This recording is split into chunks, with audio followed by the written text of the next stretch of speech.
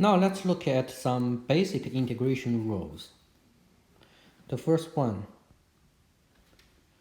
the integral of a constant k dx is equal to k times x plus constant c. So why this is true? So you can actually check if you take the derivative for the right side, and this term would be k, and this term would be 0, right? So it will recover if you take the derivative about x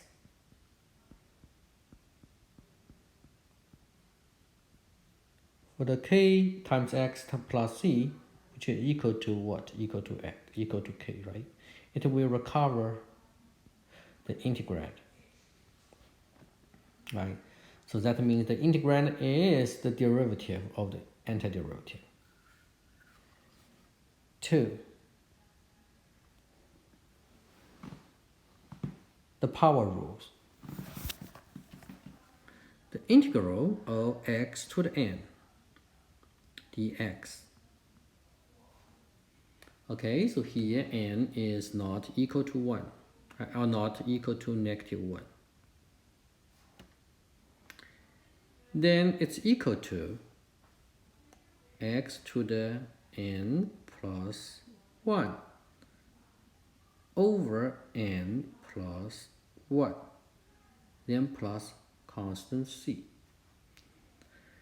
So we know the derivative of x to the n, we will subtract 1 from the power, right? So now if we take the integration, we will add 1 on the power, then divide by this new power. Then at last, don't forget to add a constant c.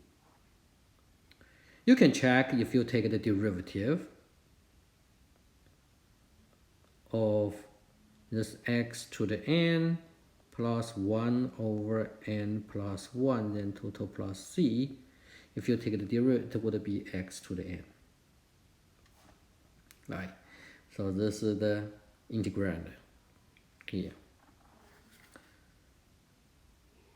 So this is the n is not equal to -1.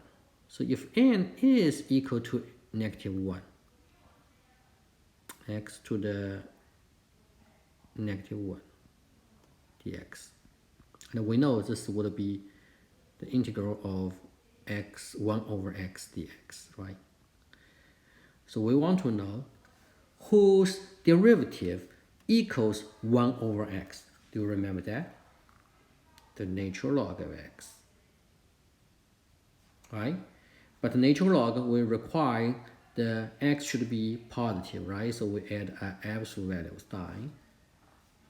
Then don't forget at last you need to add a constant c. 4. Number 4.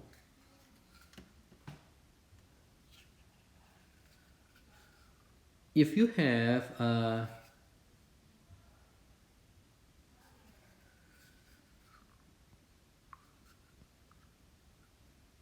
e to the x, the integral of e to the x, whose derivative equals e to the x?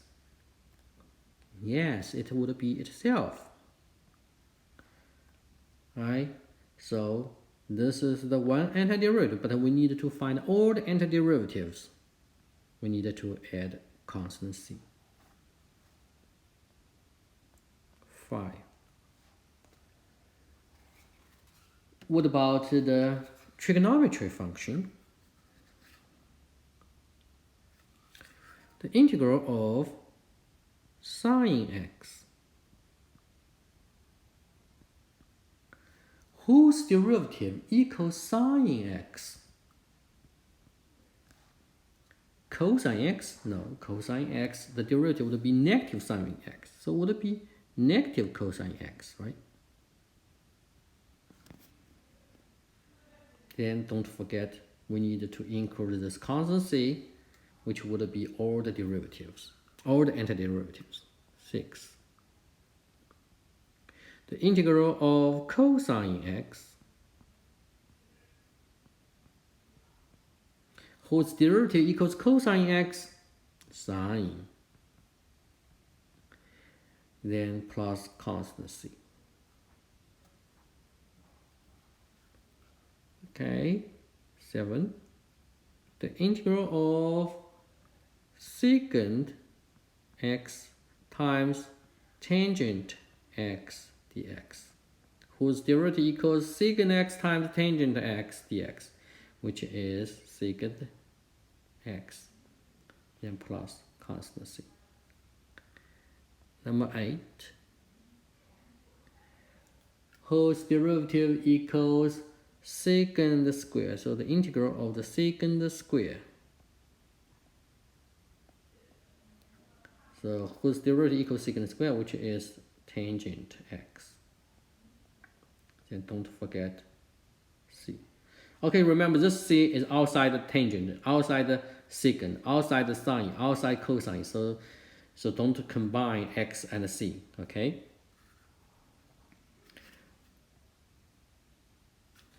Number 9. If you have the integrand, which is k times f of x dx, k is a constant. You can take the k outside.